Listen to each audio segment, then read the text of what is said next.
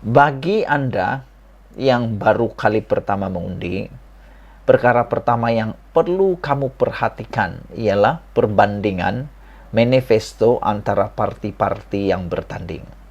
Jadi bagi yang di Sabah, mahu pilih kerajaan, Anda perlu menilai mana satu manifesto yang boleh pakai. Bagi manifesto yang aku akan bacakan ini, yang dipetik dari Malaysia Kini, dibuat perbandingan antara Pakatan Harapan, Perikatan Nasional, dan Barisan Nasional. Untuk kategori Sabah dan Sarawak, Pakatan Harapan menawarkan terlalu banyak. Pertama, membuat bayaran tahunan kepada Sabah pada kadar 40% dari hasil wilayah. Itu berdasarkan perkara 112C dan subsection 2 dalam kurungan 1 bahagian 4 jadual ke-10 dalam Perlembagaan Persekutuan. Kedua, Pakatan Harapan menawarkan kepada Sabah dan Sarawak menubuhkan Majlis Penyelarasan Pentadbiran Negara melibatkan agensi yang beroperasi secara autonomi bagi wilayah Sabah, Sarawak dan Semenanjung.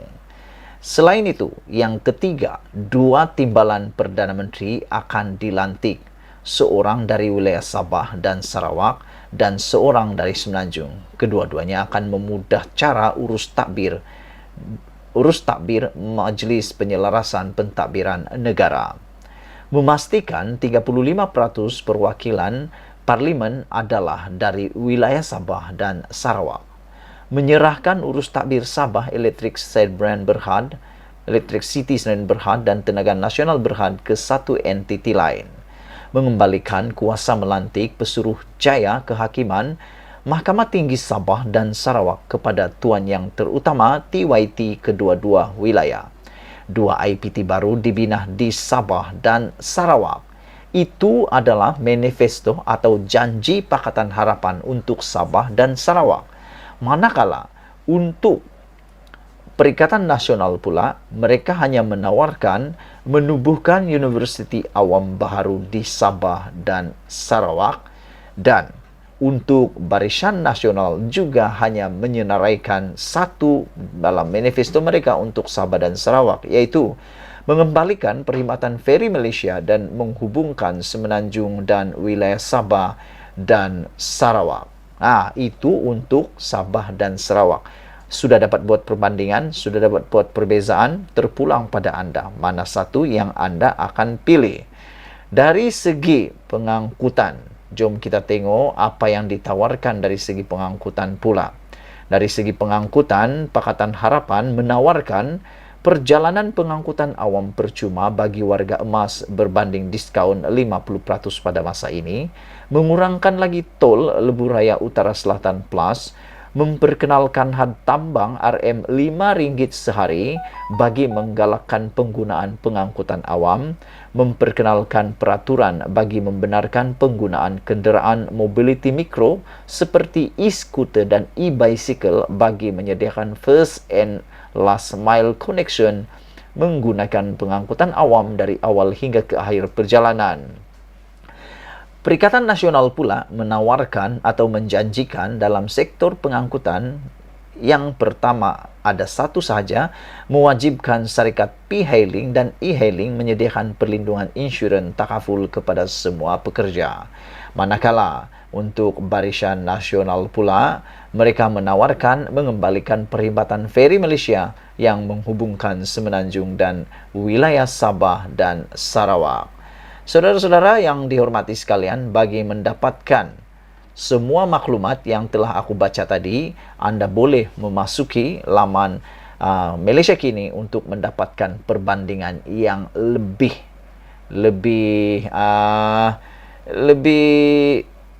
detail.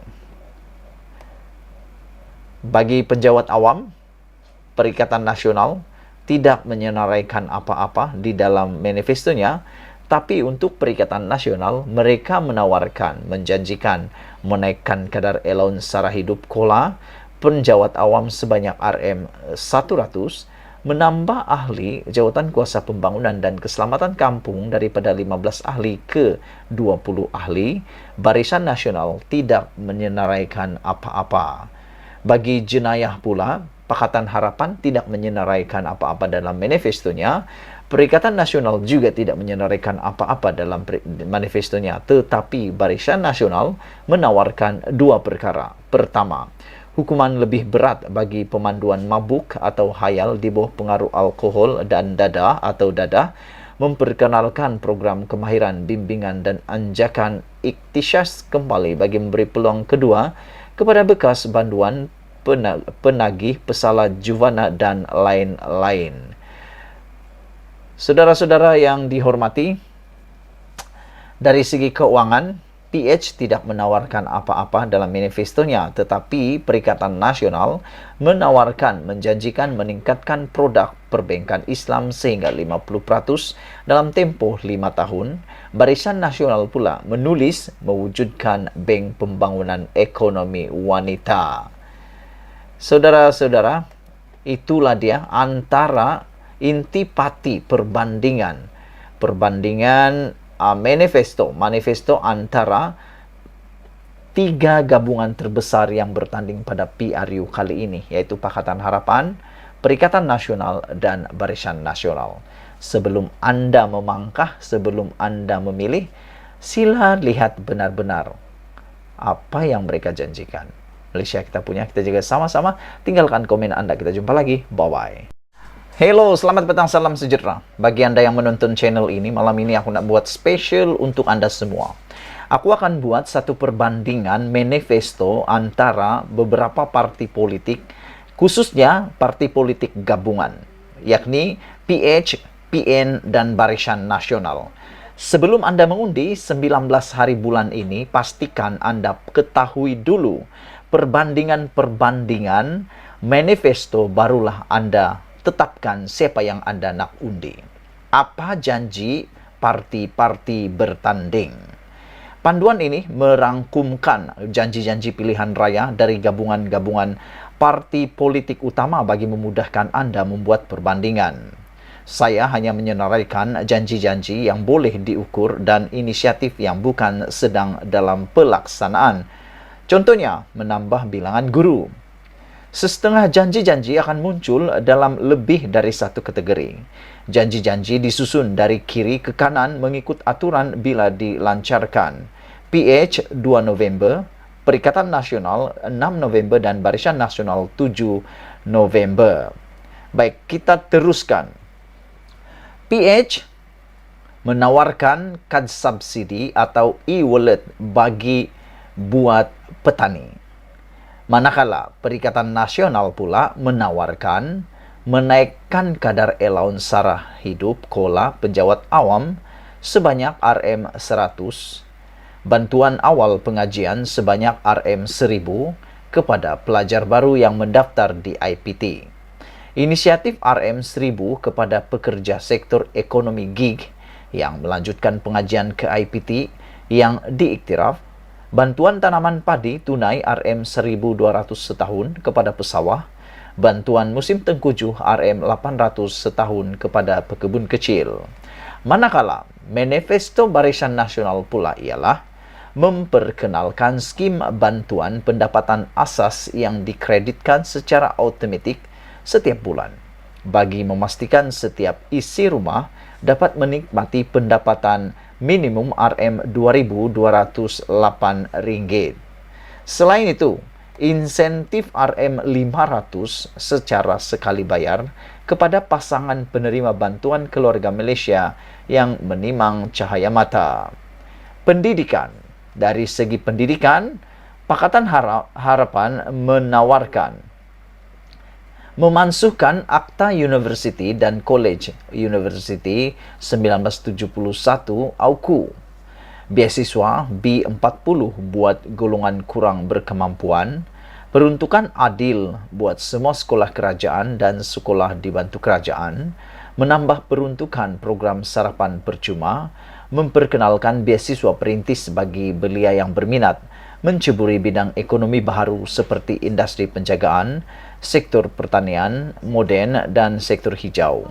Belanjawan khas buat generasi tercicir yang tidak menerima pendidikan sewajarnya, ekoran kemiskinan atau tinggal di pedalaman semasa pandemi COVID-19, peruntukan pendidikan khas OKU, pengampunan hutang PT-PTN bersasar buat golongan miskin dan isi rumah B40, pengiktirafan sijil peperiksaan bersepadu UEC sebagai syarat kelayakan memasuki IPTA dengan syarat pemohon mendapat kepujian dalam mata pelajaran Bahasa Melayu di peringkat SPM. Manakala Perikatan Nasional pula menawarkan dari segi pendidikan, akses kepada peranti digital untuk murid di seluruh negara, peranti digital bagi siswa dari keluarga B40 dan M40 yang layak, menyediakan internet laju dalam bilik darjah dan bilik guru di semua sekolah, menambah bilangan pembantu pengurusan murid di sekolah, meningkatkan kadar enrollment murid dalam bidang STEM, menaikkan allowance bulanan guru kafah sebanyak 50% ke RM1.500, komputer riba untuk semua guru, meningkatkan kadar pelepasan cukai bagi simpanan pendidikan SSPN dari RM8.000 kepada 10.000 sehingga tahun 2027, bantuan awal pengajian RM1.000 kepada semua pelajar baru mendaftar di IPT, peruntukan khas penyelenggaraan sekolah sekurang-kurangnya RM2.5 bilion setahun bagi tempoh 2023 hingga 2025, peruntukan RM50 juta setahun untuk pembangunan infrastruktur dan pembelajaran bagi murid berkeperluan pendidikan khas. Barisan Nasional pula menawarkan dari bidang pendidikan, sistem persekolahan tanpa buku teks dengan pemberian komputer riba percuma kepada semua pelajar B40, membangunkan sebuah universiti awam wanita pertama, melebarkan jaringan internet 5G dan Wi-Fi awam di semua sekolah dalam tempoh 18 bulan, meluaskan pembiayaan penuh PT-PTN kepada pelajar M40 buat masa ini, pemohon dari keluarga berpendapatan isi rumah lebih RM8.000 hanya layak mendapat 50% pinjaman, memberikan autonomi penuh kepada IPT awam, melaksanakan program khas pendidikan kepada murid tercicir akibat COVID-19, memperkenal pembelajaran bahasa komunikasi asas di sekolah, Mandarin, Tamil, Iban, Kadazan, Dusun, dan lain-lain. Memperkenalkan bayaran semula PT-PTN berdasarkan pendapatan atau tangga gaji selepas setahun bekerja. Mengurangkan kos pengajian tinggi sehingga separuh dengan pengenalan sistem pengajian anjal 50% di kampus dan 50% dalam talian jarak jauh. Menjadikan PT-PTN sebuah yayasan tabung amanah pendidikan sekolah nasional yang akan diberdayakan melalui endowment dan infak masyarakat, pengajian tinggi percuma kepada semua individu dari keluarga B40 dan menambah 10% lagi bilangan guru pakar.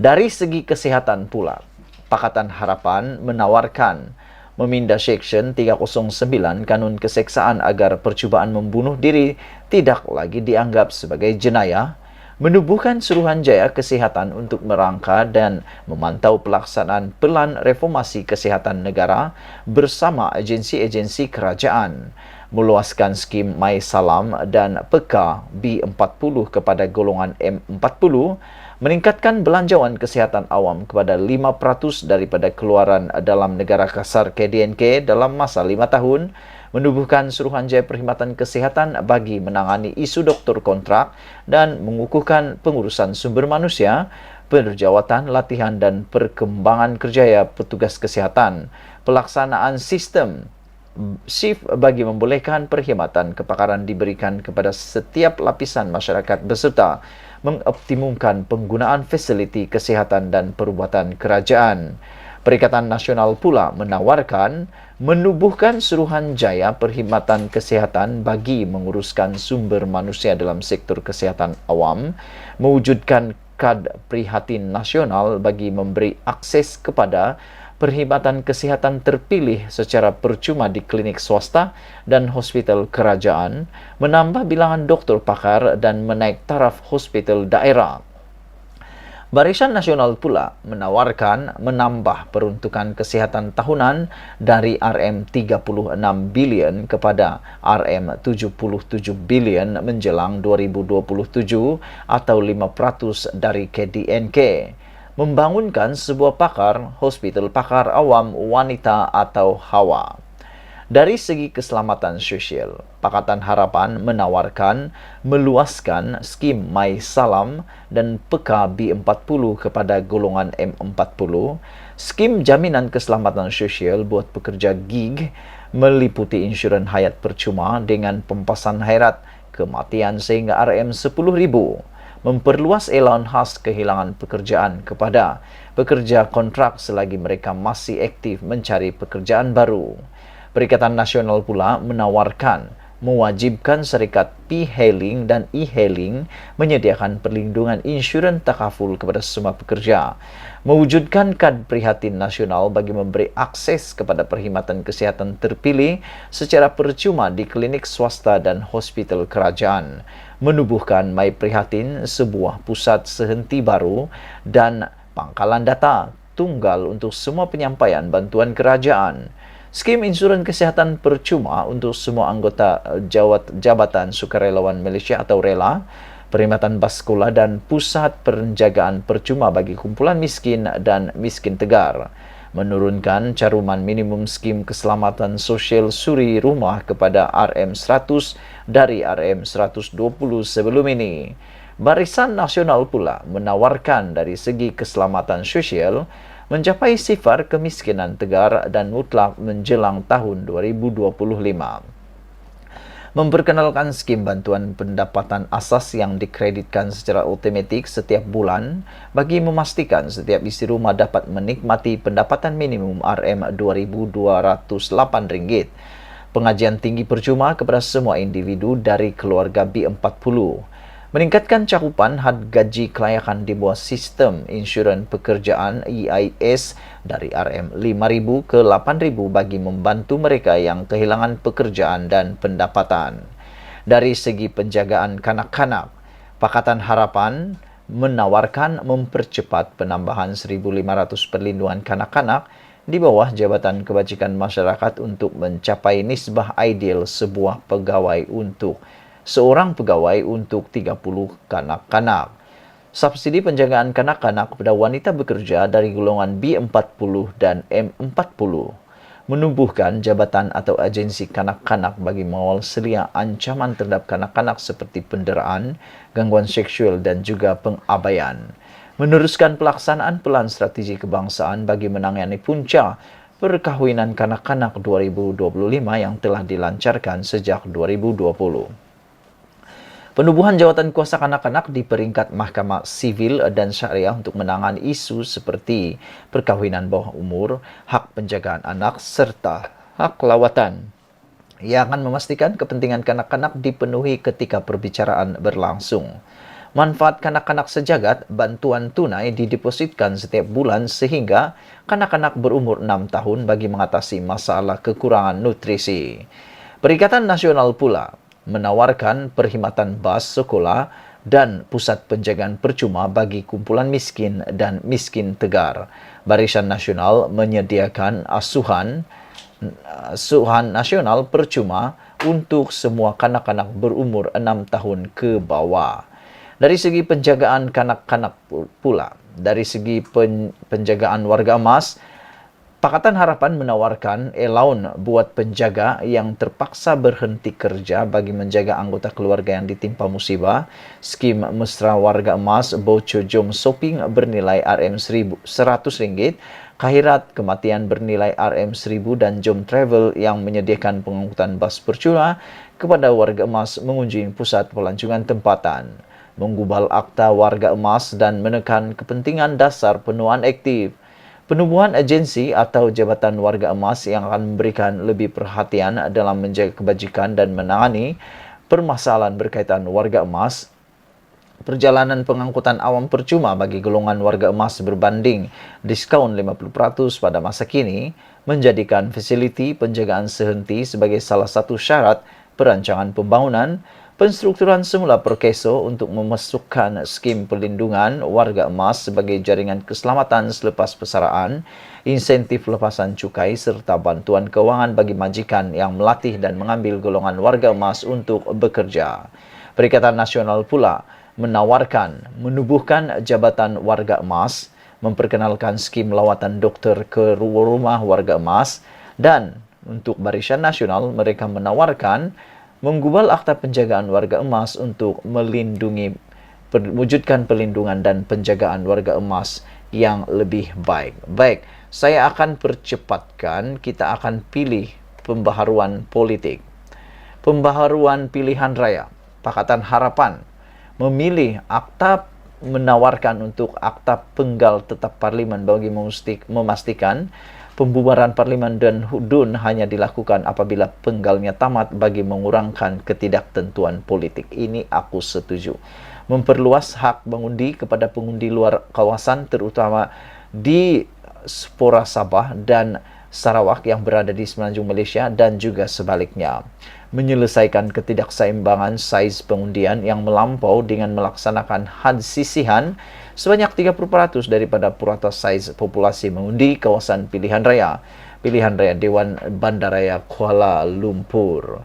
Selain daripada itu, dari segi pembaharuan parlimen, Pakatan Harapan menawarkan menubuhkan pejabat belanjawan parlimen, menyediakan dana pembangunan kawasan pilihan raya sama rata kepada semua ahli parlimen, mewujudkan semula Akta Perkhidmatan Parlimen bagi membolehkan parlimen memiliki pentadbiran, kaki tangan dan pembiayaan sendiri, bukannya dikawal oleh kerajaan. Perikatan Nasional pula menawarkan untuk menetapkan kota sekurang-kurangnya 2 senator belia dalam Dewan Negara. Barisan Nasional menawarkan menubuhkan jawatan kuasa belia bagi semakan polisi di parlimen dan kota belia sebagai senator dalam Dewan Negara. Dari segi kebebasan media pula, hanya Pakatan Harapan yang menawarkan, iaitu menubuhkan majlis media untuk mengawal selia industri media dan menjamin kebebasan media, Akta Kebebasan Maklumat dan menyemak semula akta memansuhkan Akta Hasutan 1948, Akta Komunikasi dan Multimedia 1998, dan Akta Mesin Cetak dan Penerbitan 1984. Dari segi kerakyatan, Pakatan Harapan menawarkan yang paling terbanyak, iaitu memindah perkara 14 dalam kurungan 1 kurungan B Perlembagaan Persekutuan agar ibu warga Malaysia yang melahirkan anak di luar negara dapat menurunkan kewarganaan Malaysia kepada anak mereka seperti kaum bapa.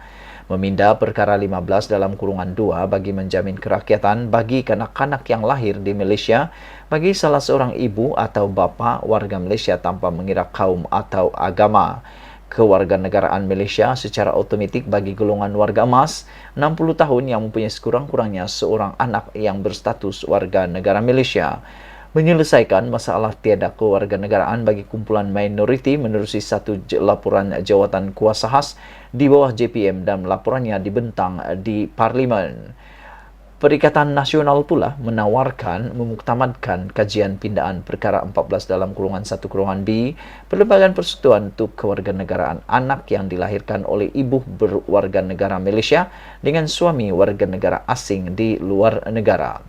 Manakala Barisan Nasional pula menawarkan meminda Perlembagaan Persekutuan dan undang-undang berkaitan bagi memastikan hak kewarganegaraan kepada anak yang dilahirkan wanita Malaysia di luar negara.